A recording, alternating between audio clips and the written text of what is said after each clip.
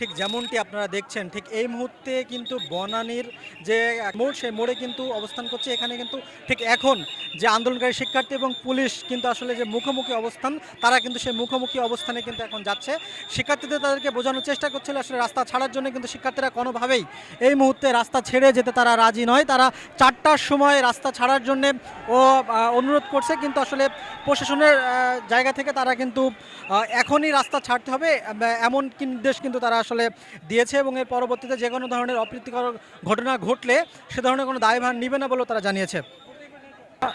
তারা কিন্তু আসলে গতকাল যে শিক্ষার্থীদের উপরে হামলা হয়েছে, সেই হামলা এবং কোঠা সংস্কারের যে এক দফা দাবি, সেই দাবিরতেই কিন্তু তারা কিন্তু আসলে আন্দোলন করছে। বেলা 11টা থেকে তারা কিন্তু অবস্থান নিয়েছে এবং তারা কিন্তু এখন পর্যন্ত অড়ানো অবস্থায় আছে।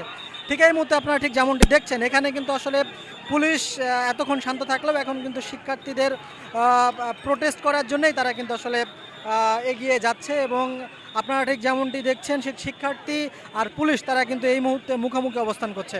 পুলিশ বাহিনীর যে সকল সদস্যরা আছে তারা কিন্তু আসলে এই মোড় থেকে শিক্ষার্থীদের সরিয়ে দেওয়ার জন্য চেষ্টা করছে, এবং সেখানে কিন্তু মোটামুটি তাদের মুখোমুখি যে অবস্থান সেটি কিন্তু পরিলক্ষিত হচ্ছে। এখানে কিন্তু আসলে ঠিক এই মুহূর্তে আপনারা যেমনটি দেখছেন, এখানে পুলিশ এবং শিক্ষার্থীদের মুখোমুখি অবস্থান।